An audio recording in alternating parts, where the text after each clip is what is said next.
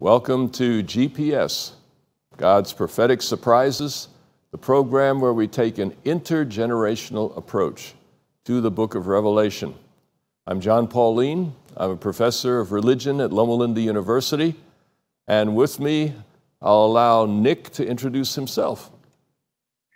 Hey everybody, Nick Snell. I'm a pastor in Shawnee, Kansas, just outside of Kansas City. All right, and also with me is? And I'm Guilherme Borda, and I'm a PhD student at Andrews University. All right. Guilherme, why don't you read chapter 14 of Revelation and verses 9 to 12 again. We did it in the last program, but I think we have a few things we want to tie up still on this passage. Sure. Then a third angel followed them, saying with a loud voice, "If anyone worships the beast and his image, and receives his mark on his forehead or on his hand, he himself shall also drink of the wine of the wrath of God, which is poured out full strength into the cup of his indignation. He shall be tormented with fire and brimstone in the presence of the holy angels and in the presence of the Lamb. And the smoke of their torment ascends forever and ever, and they have no rest day or night, who worship the beast and his image, and whoever receives the mark of his name."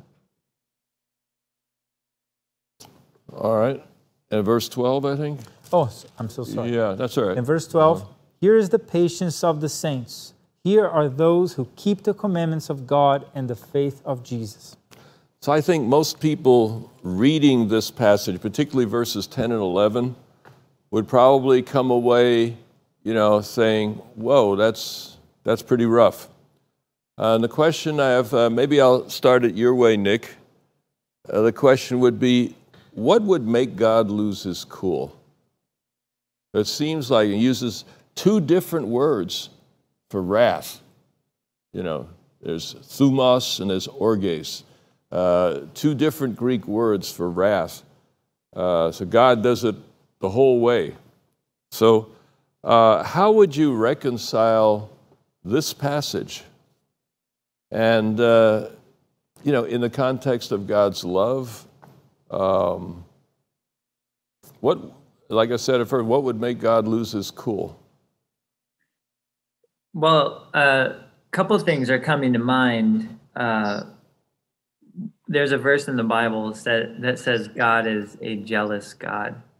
And this verse seems to be talking about someone worshiping the wrong person. So it's like if your partner is loving on somebody else, that could cause you to lose your cool. The jealousy would be there, and that makes complete sense.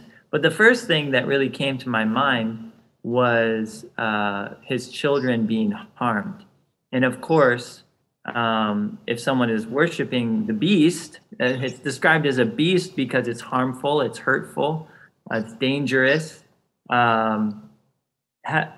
For your children to be worshiping a beast would certainly cause you to lose your cool. So those are just a couple of things that come to my mind. So do you think, Guilherme, that the words for wrath here mean what we think they mean? What do we think they mean? Well, I think when you talk about wrath, you're talking about blowing your stack. You're talking about raging around the room, kicking the walls and stuff like that. Okay, so generally, in that meaning, it sounds like you lost control. Definitely cannot mean that, because God, he has absolute self-control. We just see it exemplified in Jesus on the cross. How would you know that? Just see it exemplified in Jesus on the cross. Can you ever show more self-control than what Jesus showed on the cross? Being crucified and paying attention, taking care of your mom, and then taking time to go through excruciating pain to alleviate the heart of a criminal who wants to accept you as their savior and say, don't worry, we're gonna be together. And it's absolute self-control, and that was God in human form. with all you did a good job there. You know, I thought this philosophical gobbledygook, you know, God is absolute self-control, and I'm kind of like, yeah, well, where'd you come up with that? You know, right there. But he was already heading in that direction.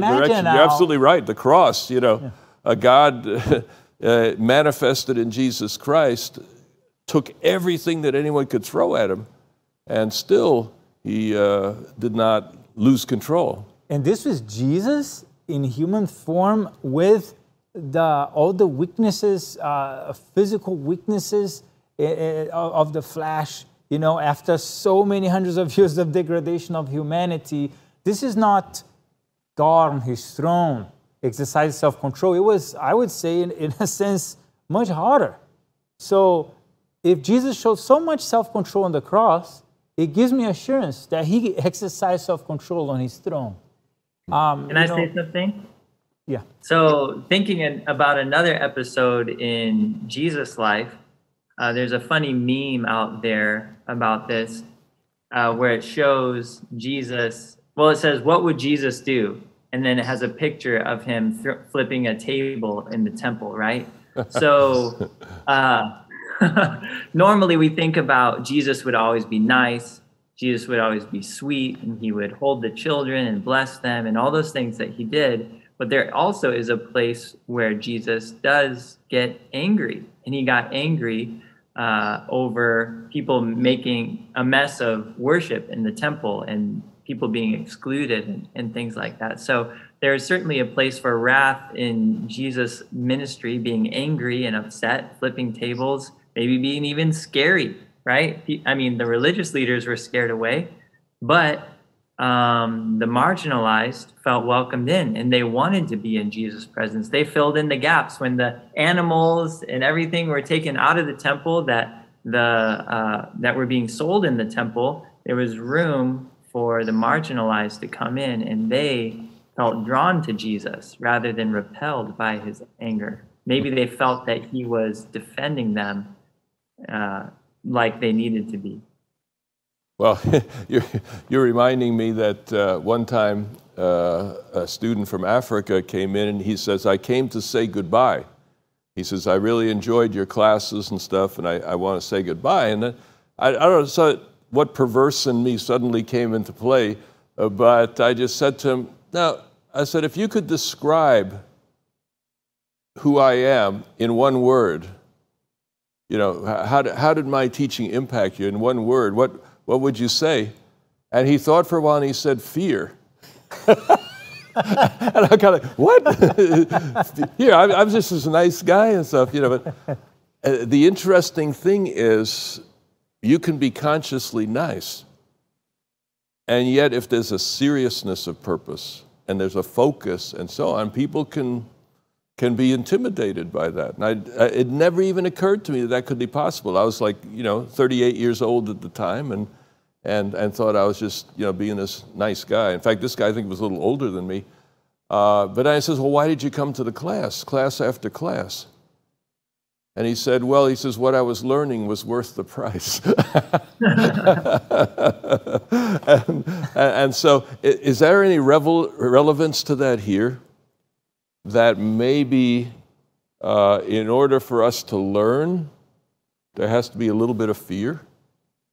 I remember a speaker came to Loma Linda and he said, "I want all of you to think, what is the most impactful event in your life?"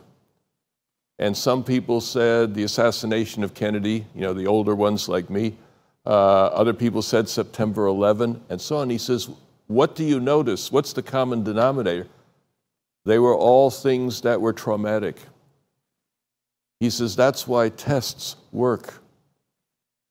Because in the context of a little bit of trauma, people learn more." Right? So, is this a God of love saying, "This is so important that I'll use any means to get you to learn what you need to learn"? I wouldn't say he would use any means. But at the same time, God is more concerned with being not only just, but also merciful, not only truthful, but also engaging in a way that might communicate effectively to a dying world. But at the same time, popularity is not his main concern, right? So it's like Jesus, when these people started leaving Jesus, he turns to his disciples and says, you want to leave too? It's not like someone is a YouTuber and their videos are not getting as many views. Oh, I need to catch up with the algorithm. Let me do something that now people want to watch me. And it doesn't matter if what I do is not necessarily true to myself, as long as I get my views. Not every YouTuber is like that, but there are certainly YouTubers that are like that. God is not like that. Now, because his concern is not to be accepted by the most number of people, because if he does that, he won't be true to himself, and then he won't be God anymore. He will be like Satan. Because Satan is the one who puts popularity ahead of truthfulness, popularity ahead of justice. And he's definitely not merciful. So we don't even need to address that at all. And he's not just. His game is a game of popularity. God's, not game, but God's role is one to bring about justice with mercy and harmony and life eternal. And judgment is a difficult task that he has to engage in. But at the same time, he wants to warn people. There is this task. He has to engage in that task. But at the same time, we don't need to be part of that, and on the receiving end of that judgment. He calls us, fear God and worship God, except I sent my son Jesus so you can be here with me. I don't want you to die. I don't want you to be lost. I want you to have a life. But just as the story you told last time of your granddaughter, sometimes you need to shout. Sometimes you need to be very energetic to get people's attention because you don't want them to die. You want them to live. Now, a couple things I would point out here is the Greek words for wrath in the New Testament concept are looking back to the Old Testament. And Hebrew is a very sparse language. There are not a lot of words to say stuff. For example, Greek has, I think, 47 prepositions, like in and of and out from and so on. Hebrew has 3. So they've got to carry the weight of the 47 in different contexts. The same is true with the Hebrew word for wrath, that it's a very broad meaning. And perhaps more than fury, which one of these Greek words can mean rage and fury and so on, but it's a Greek word in a Hebrew context. And the Hebrew for wrath can mean more deep feeling, that God experiences this very, very deeply, and that it really matters to him. He's serious about it. So what we see in this, it's a challenging text because it comes in the New Testament. In the Old Testament, you got the flood, and you got the 185,000 Assyrians, and you got the Amalekites, and you got the Egyptians drowning in the Red Sea. I mean, it's a lot of stuff. And you say, okay, maybe that's a little weird from our perspective, but we see what God is really like in Jesus. Okay? But then you come here, and the Lamb is overseeing all of this. So you can't play that game here. You have violence portrayed as gods. You have pain. Yeah. They're tortured. Yeah. They're going to suffer. They're going to be destroyed. So this may be the most challenging text in the whole Bible when it comes to the question of the character of God. What is God doing here? And I think you touched on some bases when you talked about parents maybe having to raise their voice to keep the kid from running in the street.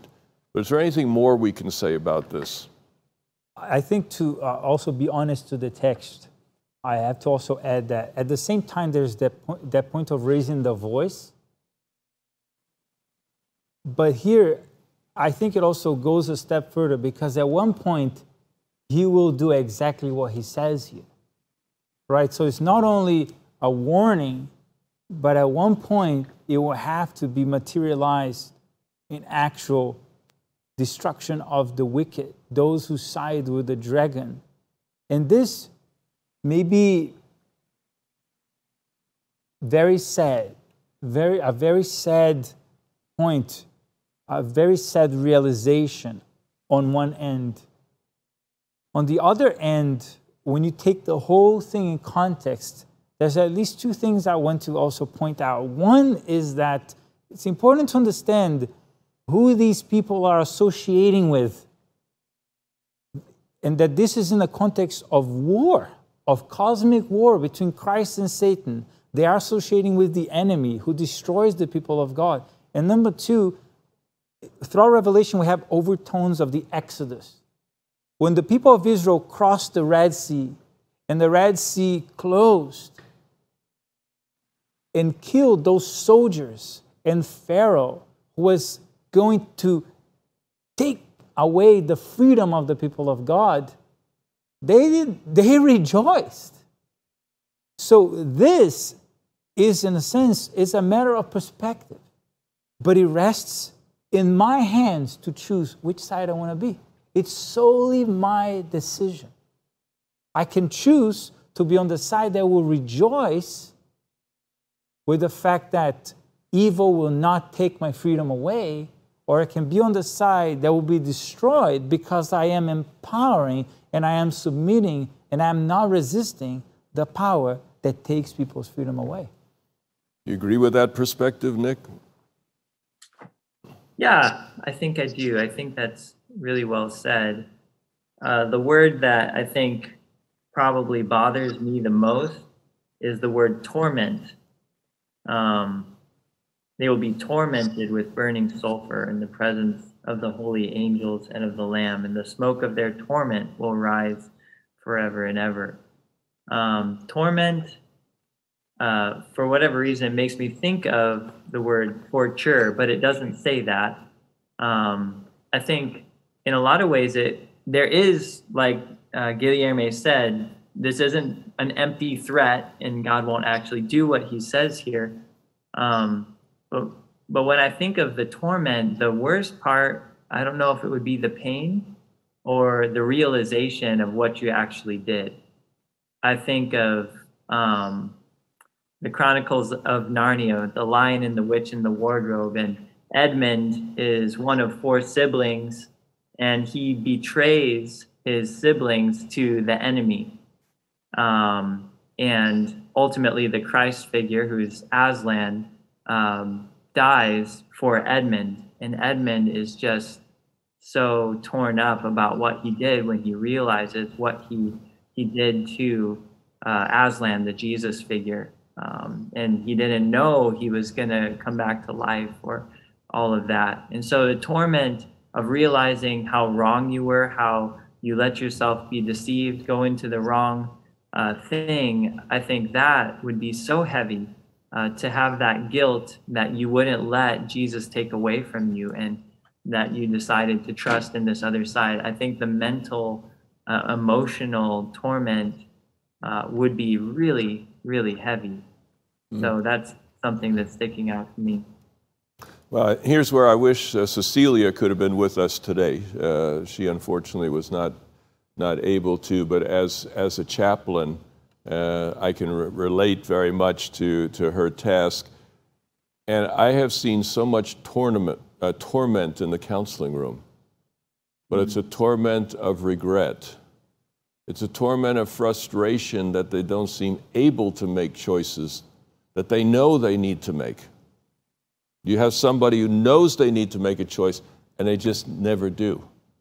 And it goes back and back to earlier decisions that snowball and lead to a place where they have no control of themselves. So there's a lot of torment that results on account of sin. So I think you may be onto something, Nick, that this is actually, it's not something going on now, but it's a prophecy of what we will see in chapter 20 when we get to the final judgment and the lake of fire and stuff. And we'll explore that a lot more deeply at that point. How is it that in the end God brings an end to sin? What are the tools that he will use? But one thing to keep in mind when it talks about the wrath of God, in the Old Testament, the word wrath actually has to do with the nostrils, kind of like, you have that, I'm really, really angry or something like that. But it's used in the Bible, not necessarily in the same way that it might generally be used, but it's used in the Bible judicially more than anything else. I remember, and I probably mentioned this once before, but I remember once getting a ticket for driving a little too fast in the state of New Jersey. And the ticket said, the people of the state of New Jersey versus John Pauline. Now that really felt bad. I mean, it's 9 million people in the state and they're all against me. This is terrible. It was just this awful kind of a feeling. But that's a judicial wrath. The 9 million people weren't mad at me, but the laws, the societal norms that they had decided would be appropriate for New Jersey, or at least that particular road at that point, I had violated that. And I needed to feel the corporate wrath in a sense.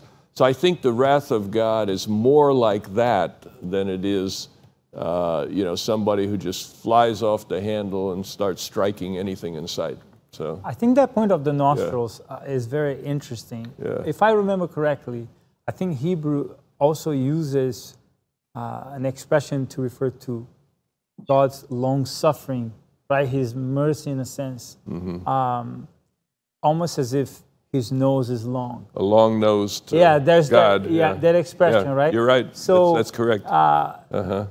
So God is like that. He slow to anger. Yes. Yeah. Mm-hmm. Right. All right. So Certainly, then, I was just going to say. I mean, certainly, when you think of all of the tragedies of history and our current day, even. This is the culmination of all of that long suffering, and finally it's going to come to an end. Mm-hmm. So I just wanted to say that God has truly suffered long and been very patient. Yeah. And one chapter I'd encourage everybody to look at is Nehemiah chapter 9. Because Nehemiah 9 is actually a summary of the entire Old Testament. It starts with Adam and Eve and goes all the way through to the exile, recounting the story of the Old Testament in a real sense. It's sort of like a summary of the Old Testament. But that story is told basically like this. God created the world, and he loved us so much, and he did these beautiful things and so on, but we rebelled, and we didn't pay attention. We went this and this and that. Nevertheless, God remained faithful. And then he did this, and he did that for them, and that. But nevertheless, they rebelled. It does this like about 9 times as you go through the chapter. And you suddenly get the picture. God is consistently faithful and gracious and kind. Israel was consistently resistant to that. And that's the story of the Old Testament. According to Nehemiah, if there's 2 things you should come away with, it's that God is always faithful, and that we generally are not, and that's the message that needs to come through. And here God is speaking to a whole generation that is in danger of being so embedded in sin as to lose their way for eternity, and God is desperate to reclaim them here. The one thing I think we have left here with verses 9 to 11, maybe we'll save verse 12 for next time. But verse 9, what about this forever? To be tormented in fire and brimstone forever and ever. Some people have taken that and said that is really how things end up, that there'll be 2 classes of people. Some have paradise forever and ever. The others have torment in the fire forever and ever.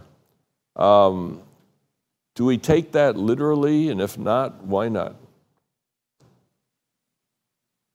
Well, I don't think we take it literally. And just from the reading I've done and some classes I've taken, I understand that forever and ever doesn't necessarily mean that literally. For example, if someone served someone as a slave in the Old Testament and they actually wanted to remain in the home, they would go through a procedure, and it said they would be a slave to that master forever and ever. Now, of course, it meant as long as that person would live, not for all eternity, right?